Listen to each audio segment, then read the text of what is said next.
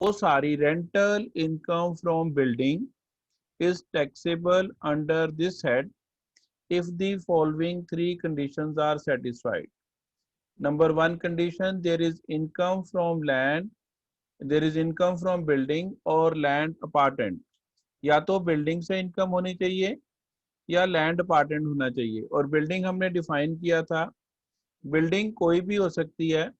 It can be residential building, it can be commercial building, it can be industrial building.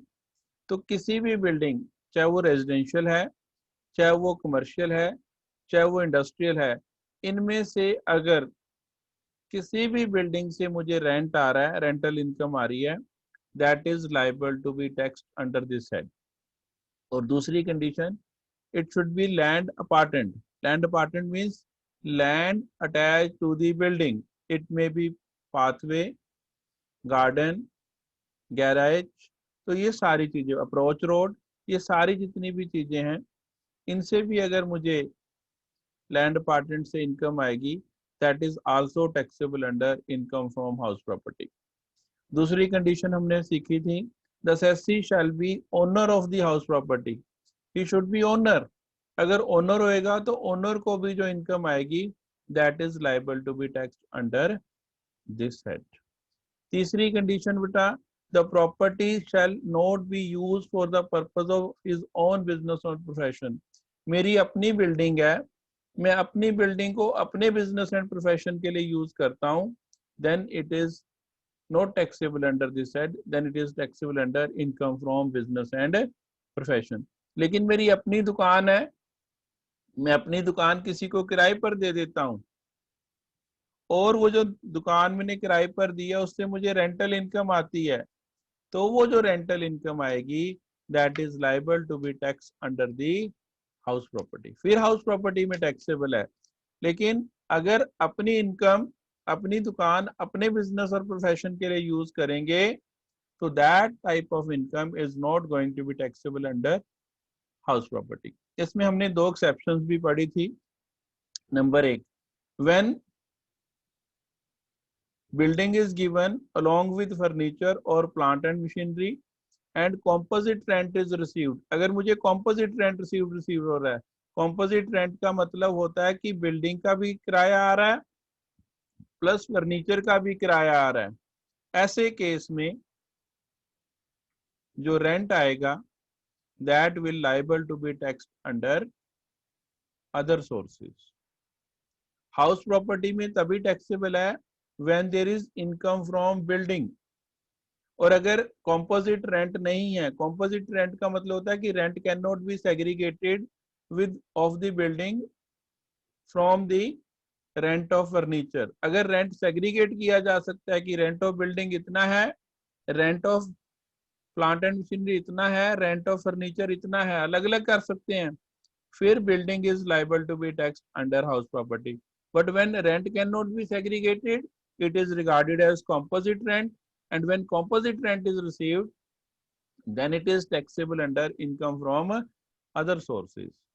इसके बाद जो हमारे पास दूसरी वो है exception, rent of staff quarters. अगर मुझे रेंट ऑफ स्टाफ क्वार्टर्स मिल रहा है, तो rent of staff quarter is liable to be taxed under the head income from business and profession. और ये बेटा आप देख पा रहे हैं कि कुछ इनकम्स हैं जो एग्जम्प्ट हैं हाउस प्रॉपर्टी से। अगर फार्म हाउस से इनकम आ रही है तो भी एग्जम्प्ट है। अगर पैलेस ऑफ एक्स रूलर का कोई पैलेस है, महल है जिसमें वो रह रहा है, वो भी एग्जम्प्ट है। सेल्फ ऑक्यूपाइड हाउस प्रॉपर्टी है तो भी एग्जम्प्ट है। Property use for charitable purposes है, वो भी एग्जम्प्ट है। House property use for on business and profession है तो वो भी एग्जम्प्ट है। House property of registered trade union है तो वो भी एग्जम्प्ट। हाउस प्रॉपर्टी में सबसे इंपॉर्टेंट चीज है एनुअल वैल्यू। एनुअल वैल्यू निकलेगी तो हमारा हाउस प्रॉपर्टी टैक्सेबल होती है बेटा। और जब हम एनुअल वैल्यू निकालते हैं, तो मैंने पहले ही आपको बताया था कि this property, this house property is taxable on, किस पे होती है जी? House property is taxable on notional basis, nominal. Estimated basis. तो इसमें बेटा हम एनुअल वैल्यू की बड़ी इंपॉर्टेंस है। There is a concept named as annual value. Annual value वो वैल्यू है जिस पर building is expected to be let out. ये वो वैल्यू है जिस पर हम बिल्डिंग को लेट आउट कर सकते थे, एक्चुअल में हुई कि नहीं हुई is not important. Annual value is that value for which building is expected to be let out. Building actual में वैल्यू पे लेट आउट हुई कि नहीं हुई is not important, it is the value at which building is expected to be let out. इसके दो cases हैं बेटा। पहला केस है जहां पर rent control act is not applicable. पहला केस है where rent control act is not applicable, where rent control act is not applicable.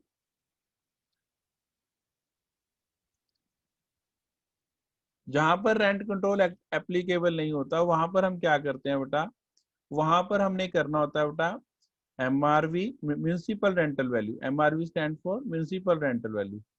MRV municipal rental value is fixed by municipal corporation. जैसे चंडीगढ़ की बात करते हैं तो चंडीगढ़ MC है, Chandigarh MC rent fix कर देती है कि 20 सेक्टर में मेरा शोरूम है और मैंने वो शोरूम किराए पर दे रखा है,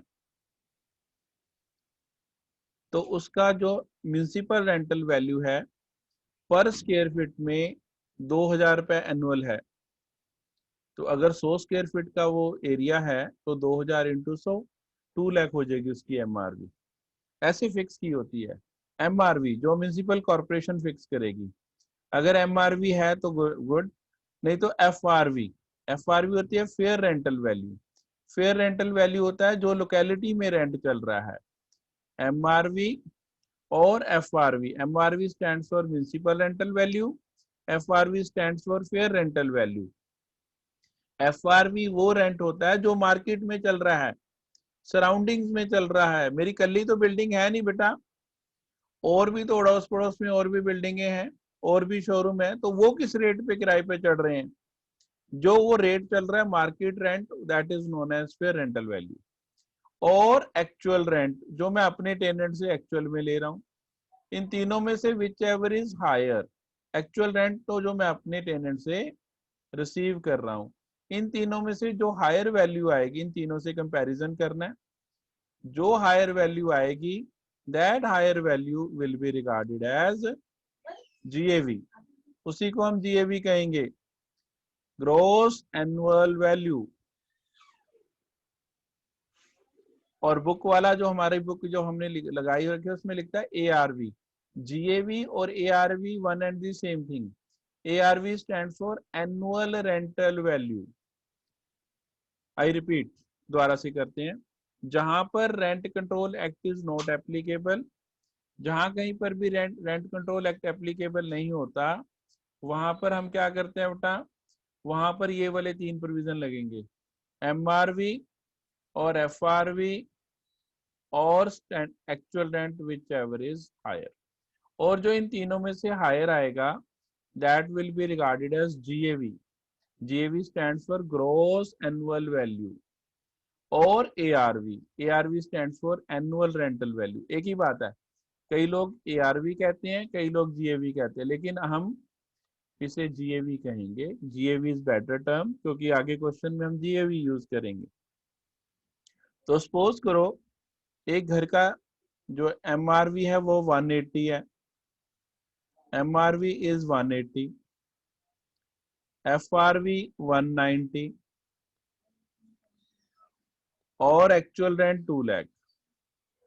इश्मन बेटा इन तीनों में से बताओ कौन सा हायर है, जो हायर होगा that will be regarded as GAV। 2 lakh. 2 lakh, बिल्कुल सही। तो इन तीनों में से बेटा हायर क्या है, इन तीनों में से हायर है एनुअल रेंट। 2 लाख। तो ये जो 2 लाख आ गया दिस इज ARV या we will say it GAV। इसमें तो कोई दिक्कत नहीं आई थिंक, यहाँ तक बेटा हम सारे कर सकते हैं। ये तो सिंपल मैथमेटिक्स है, विच एवर इज हायर, छोटी क्लास से सीखते आ रहे हैं विच एवर इज हायर। इन तीनों में से जो भी हायर होगा दैट विल बी। अगर सपोज करो क्वेश्चन की बात करते हैं, क्वेश्चन में ये 190 दे ही नहीं रखा, this is not given there, तो अब हम इसको नील मानेंगे। ये नहीं गिवन तो कोई बात नहीं, ये नील हो गया, 0। तो MRV और FRV और actual rent whichever is higher, our answer will remain the same. किसी में MRV भी नहीं गिवन, सिर्फ एक्चुअल रेंट गिवन है। तो अगर एक्चुअल रेंट इज गिवन तो भी हम ये हटा देते हैं, तो भी ये 0 मानना जाएगा बेटा। तो भी हमारी जो GAV है वो 2 लाख ही रहेगी। अगर MRV गिवन है 220 और कुछ नहीं गिवन, तो MRV को ही हम अपनी GAV मान लेंगे। ये बेटा डिपेंड करता है सिचुएशन टू सिचुएशन, आपने देख लेना कैसा सिचुएशन है। तो वैसे ही याद रखना है, ये रूल है हमारा, MRV और FRV और actual rent whichever is higher is taken as GAV। ये पहला केस था बेटा। दूसरा केस आता है बेटा हमारे पास, where rent control act is applicable. Where rent control act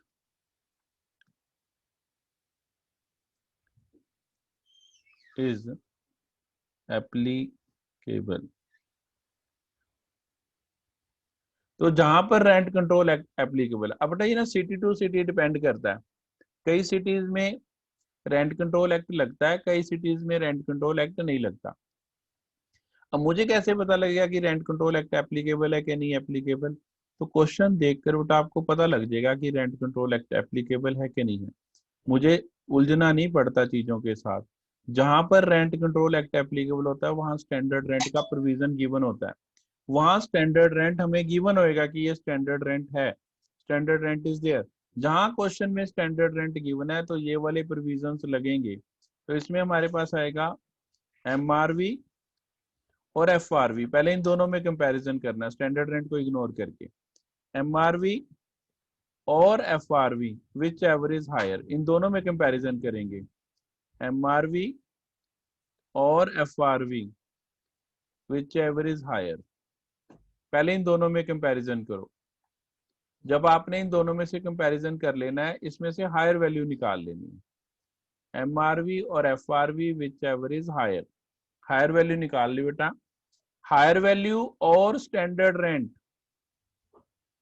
which ever is less,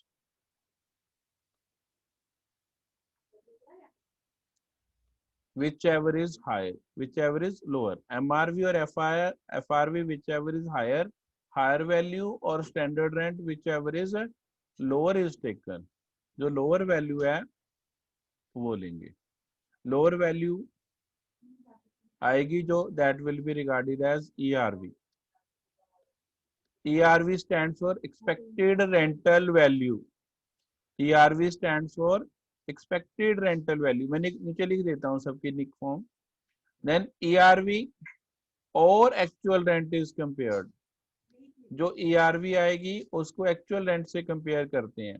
3 steps में हम करते हैं बेटा। MRV और FRV में कंपैरिजन करते हैं, विच एवर इज हायर लेते हैं। उसके बाद हायर वैल्यू और standard rent whichever is lower is taken and the lower value is called as ERV। ERV और actual rent whichever is higher, तो higher value is regarded as GAV। I repeat, सारा बेटा ये दोबारा से करते हैं, यही इंपॉर्टेंट है इसका सारा सिस्टम। जब आपको ये आ जाता है तो आपको ये सारा सिस्टम समझ आ जाएगा। This is regarded as GAV। GAV stands for gross annual value. दोबारा से बताऊंगे बेटा, एनुअल वैल्यू निकालने के 2 केसेस हैं। पहला case where rent control act is not applicable. जहां रेंट कंट्रोल एक्ट एप्लीकेबल नहीं होगा वहां क्वेश्चन में स्टैंडर्ड रेंट नहीं गिवन होएगा। अगर स्टैंडर्ड रेंट गिवन होएगा इसका मतलब है इधर वाला पोर्शन लगेगा। ये दोनों नहीं लगते, या ये लगेगा या ये लगेगा, दोनों एप्लीकेबल नहीं होते एक क्वेश्चन में। और एक हाउस के लिए एक ही एप्लीकेबल है, आइदर दिस साइड और दिस साइड, या लेफ्ट हैंड साइड लगेगी या राइट हैंड साइड लगेगी। अगर rent control act is not applicable तो MRV और FRV और एक्चुअल रेंट, इन तीनों में से whichever is higher is taken as GAV। दूसरी तरफ अगर rent control act is applicable है तो फिर स्टैंडर्ड रेंट गिवन होएगा, पता लग जाएगा क्वेश्चन में। तो MRV और FRV दोनों में से whichever is higher is taken. higher value or standard rent, whichever is less is called as ERV. ERV or actual rent, whichever is higher is called as GAV. देखो जी, ये इसका practical करते हैं, where rent control act is applicable. तो जहां पर rent control act given होएगा वहां पर कैसे करना है हमें एमआरवी भी गिवन है, हमें एफआरवी भी गिवन है, हमें स्टैंडर्ड रेंट भी गिवन है, हमें एक्चुअल रेंट भी गिवन है, हमें सारी चीजें गिवन है। एक्चुअल रेंट हमारा 175,000 है, जो हमने अपने अपने टेनेंट से कलेक्ट किया उसे कहते हैं एक्चुअल रेंट। मैंने अपने टेनेंट से जो पैसा इकट्ठा किया है उसे कहते हैं एक्चुअल रेंट, और दैट इज 1,75,000। अब बेटा जब अभी जो प्रोविजन हमने समझा लास्ट स्लाइड में, अब उसको करते हैं बेटा प्रैक्टिकली अप्लाई करते हैं। एमआरवी और एफआरवी, इन दोनों में से विच एवर इज हायर लेना है। जब स्टैंडर्ड रेंट गिवन हो तो ये वाले प्रोविजन ऑटोमेटिक आ जाने चाहिए आपको। एमआरवी ये आपने लर्न करने हैं, एमआरवी और एफआरवी जो दोनों में से हायर है। देखो बेटा एमआरवी और एफआरवी में अगर मैं कंपैरिजन करता हूं तो 180 और 190, 180 और 190 में से विच एवर इज हायर, तो हायर वैल्यू आ गई 1,90,000। 1,90,000 ये हमारी हायर वैल्यू आ गई। अब जो ये हायर वैल्यू आ गई है, इस हायर वैल्यू को मैं कंपेयर करूंगा, higher value is then compare to standard rent, this value और स्टैंडर्ड रेंट, और स्टैंडर्ड रेंट आपके सामने है स्क्रीन पे, इट इज 1,61,000। तो 1,90,000 और 1,61,000 विच एवर इज लोअर। तो लोअर वैल्यू क्या आएगी बेटा, इन दोनों में से लोअर निकालते हैं, तो lower value is 1,61,000। This 1,61,000 lower value is called as ERV. ERV stands for expected rental value. ERV is expected rental value. This ERV is then compared with standard rent. Then it is compared with actual rent. ERV और actual rent, actual rent बेटा हमारे पास है 1,75,000। Actual rent वो rent होता है जो मैंने सचमुच में अपने टेनेंट से कलेक्ट किया, 1,75,000। तो इन दोनों में से whichever is higher, ERV और actual rent, whichever is higher.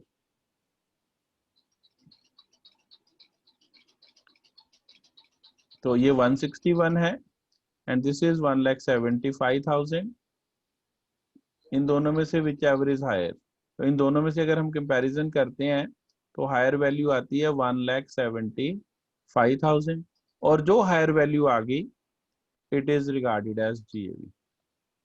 तो ये हमारी 1,75,000 आ गई बेटा, दिस इज 1,75,000। जो भी हायर आएगी that will be regarded as GAV। तो इस क्वेश्चन में 175 आ गई, 175 is regarded as GAV।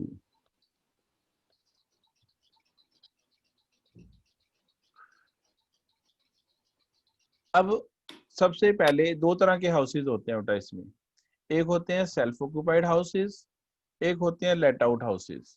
तो हम पहले लेट आउट हाउसेज के करेंगे, और लेट आउट हाउस के 5 केसेस बनते हैं, टोटल 5 केसेस। आज हम शुरू करेंगे लेट आउट हाउस से, और हम 2 केसेस करने की कोशिश करेंगे आज की 2 हो जाए हमारे। तो determination of annual value in different cases. तो 5 मैंने आपको बताया कि ये लेट आउट हाउस के कर रहे हैं, 5 लेट आउट हाउस के केस है, 5 सेल्फ ऑक्यूपाइड हाउस के केस है। जो आपके वो छोटे मोटे डाउट आ रहे थे वो सारे इसमें निकल जाएंगे। और जो हमारा सबसे पहले बेटा कि हम वो वाले हाउस की एनुअल वैल्यू निकाल रहे हैं जिसमें there is no vacancy, no unrealised rent. मेरा मकान है, मेरा घर है, मैंने कोठी है वो किराए पे दे रखी है, और वो जो कोठी मैंने किराए पर दे रखी है उसका 12 के 12 महीने का रेंट आ रहा है। सपोज करो मैंने कोठी 12,000 रुपये पर मंथ पे लेट आउट करी है, 12,000 पर मंथ। तो 12,000 इंटू 12, कौन से 12 मल्टीप्लाई कर रहा हूँ ये ध्यान रखने हैं। I am multiplying 12 months of my previous year. मेरे प्रीवियस ईयर 1 अप्रैल 99 से लेकर 31 मार्च 2000 तक ये जो 12 मंथ्स का पीरियड है उसकी बात कर रहा हूँ। इन्हीं 12 मंथ्स को हम एनालाइज करते हैं, किसी भी हेड की बात करें तो इन 12 मंथ्स में मेरा लेट आउट था मकान पूरे 12 महीने के लिए, और 12 महीने का ही रेंट मुझे रिकवर हो गया है।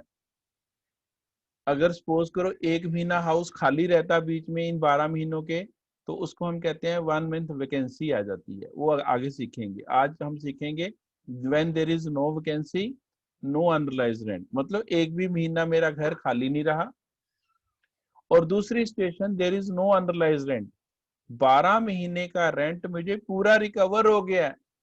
अगर टेनेंट डिफॉल्ट कर दे, जिसे हम बैड डेट्स कहते हैं अकाउंटिंग टर्म्स में, जब डेटर पेमेंट नहीं करता तो वो हम कहते हैं बैड डेट। ऐसे ही जब टेनेंट पेमेंट नहीं करता रेंट की तो हम उसे कहते हैं अनरिलाइज्ड रेंट। ये वो पहला केस है जहां पर कोई प्रॉब्लम नहीं है, no vacancy no unrealised rent. 12,000 per month पे मैंने मकान लेट आउट किया था और पूरा 1,44,000 रुपीज प्रीवियस ईयर का रेंट मुझे रिसीव हो गया है। ये वो वाला केस है। तो ये 5 हाउसेज में हमने बनाए हैं बेटा। अब मैं एक करके दिखाऊंगा आपको कैसे करना है, वही रूल लगाते हुए अपने। तो हम जो मैं करूंगा हाउस 3 करूंगा। इसमें देखो स्टैंडर्ड रेंट है, yes standard rent is there, तो सेकंड वाला केस लगेगा।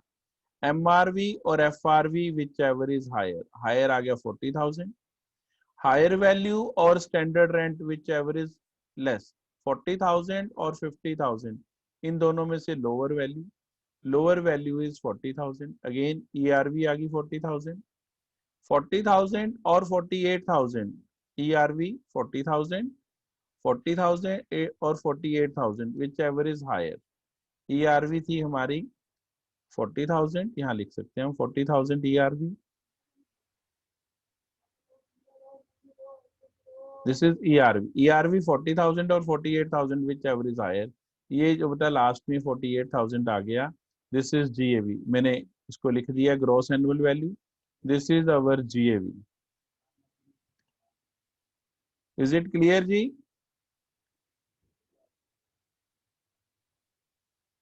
Yes sir. हमारा फर्स्ट केस हो गया। अब हम दूसरा केस करेंगे लेट आउट में ही। लेट आउट के मैंने आपको कहा था 5 केसेस हैं। House is let out if it is let out for whole of the year and there is unrealised rent also. अब अनरिलाइज्ड रेंट आ गया है।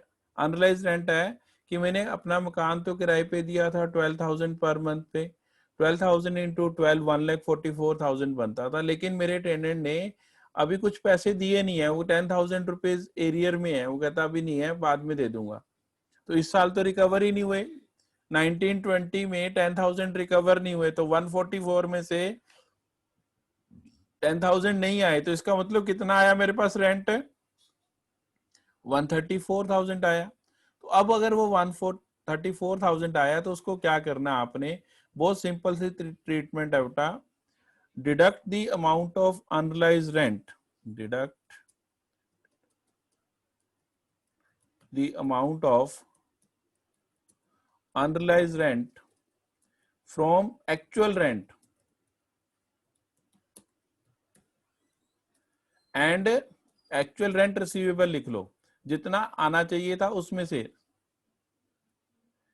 Receivable, and then compare as before.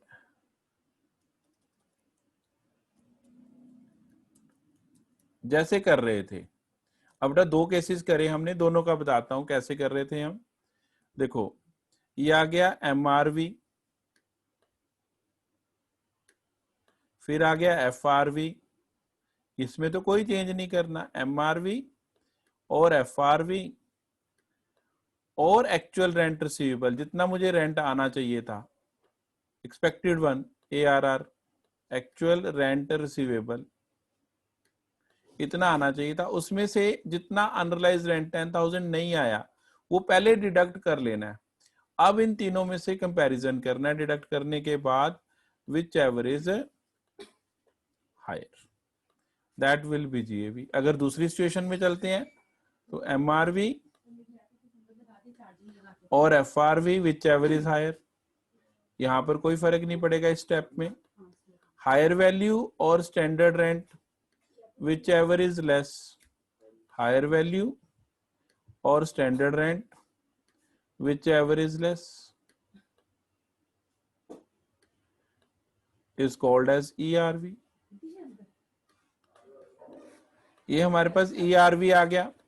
ERV expected rental value को कहते हैं। ERV और actual rent receivable ARR minus unrealised rent. पहले unrealised rent minus कर लेना है, फिर कंपैरिजन में डालना है इसे। ARR माइनस अनरिलाइज रेंट पहले यहां ही कर लेना है, और फिर जो अमाउंट आएगा बेटा उसको कंपैरिजन में डाल के whichever is higher is called as GAV, जो हायर वैल्यू आएगी। अब बेटा हम आगे चलते हैं। अब हम इसको कर देंगे। नजर आया आपको सबको? हाँ जी सर, हाँ जी। अच्छा बेटा, अब देखो बेटा ये आ गया केस 2।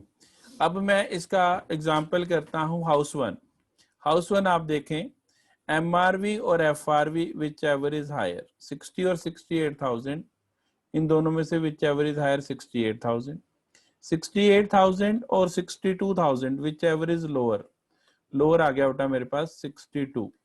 62 मेरा ERV हो गया, तो ERV हम इधर लिख लेते हैं अलग से सेपरेटली करके। ERV हमारी ERV आ गई 62,000। 62,000 मेरी ERV है, और एक्चुअल रेंट जो मैं मानूंगा वो मानूंगा लेस करके जो आएगा। 66,000 में से ये 2,000 अनरिलाइज रेंट गिवन है, ये डिडक्ट कर लेना है। तो 66 माइनस 2 64, 62 और 64 विच एवर इज हायर लेते हैं फिर बेटा, ये आ जाएगा 64,000। ये ERV 62 और 64 एक्चुअल रेंट जो मुझे मिला, इन दोनों में से विच एवर इज हायर। दोबारा से एक्सप्लेन करता हूं वंस अगेन। पहले MRV और FRV को कंपेयर किया, इन दोनों में से हायर वैल्यू ले ली। हायर वैल्यू है 68,000। 68,000 और 62,000 standard rent whichever is lower, lower आ गया 62,000, and this is called as ERV। Then ERV और actual rent whichever is higher, तो एक्चुअल रेंट जो मुझे मिल रहा है वो है 64,000, it is to be regarded as GAV। GAV हमें दी हुई है बेटा, और इसके बाद